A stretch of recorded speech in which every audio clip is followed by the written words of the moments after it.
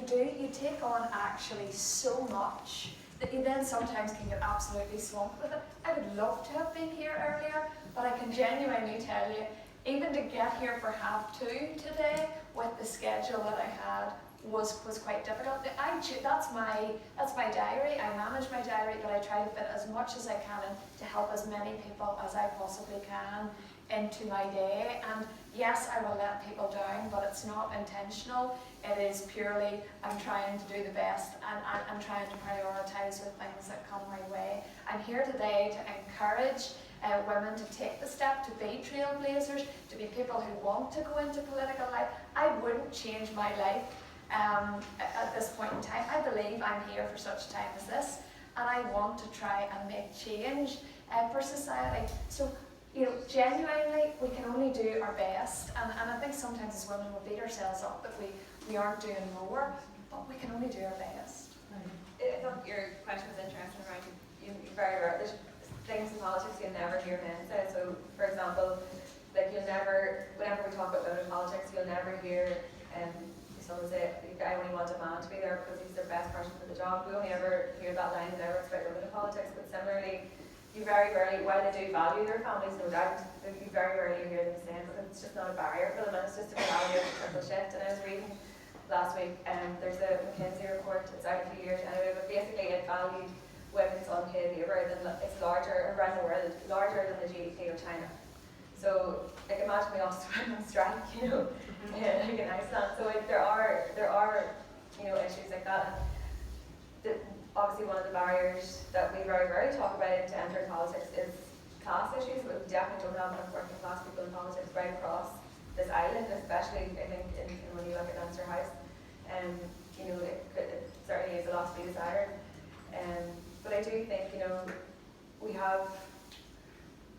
I know I'll not take up more time. I could talk, but I'd rather actually just hear more questions. Okay. Golf, I see a hand up. We have a microphone there, please. Hi.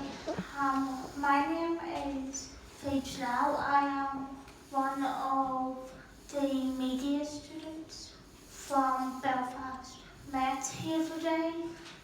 I have a question for, well, actually 2 questions, but one would be for Sinn Fein, the other for the DP. First of all, question for Sinn Fein is, with the want for the United Ireland, and while I would be unionist, I do think it is important for us to think what would happen if there was a United Ireland.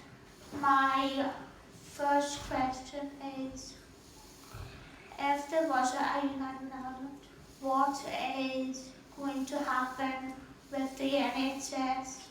Because to get around day by day, I need to order stuff in, such as oxygen, and would I be charged for that?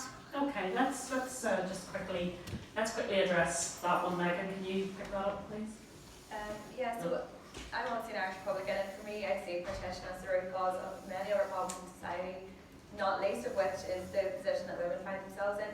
Historically, partition created 2 conservative, theocratic states virtually, and you know, you ended up with, you know, when you look at 1914, the struggle for women's rights, women have always had to fight for, like, look where we are this year. It's just this year that we're repealing the 8th Amendment. So I think that obviously set women back a long way.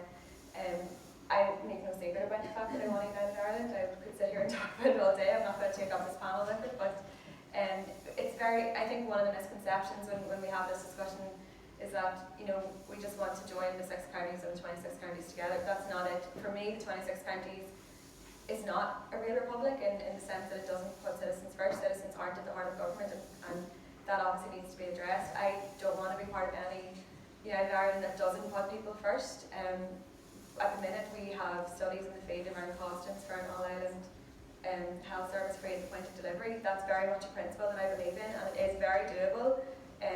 We have propositions in our alternative budget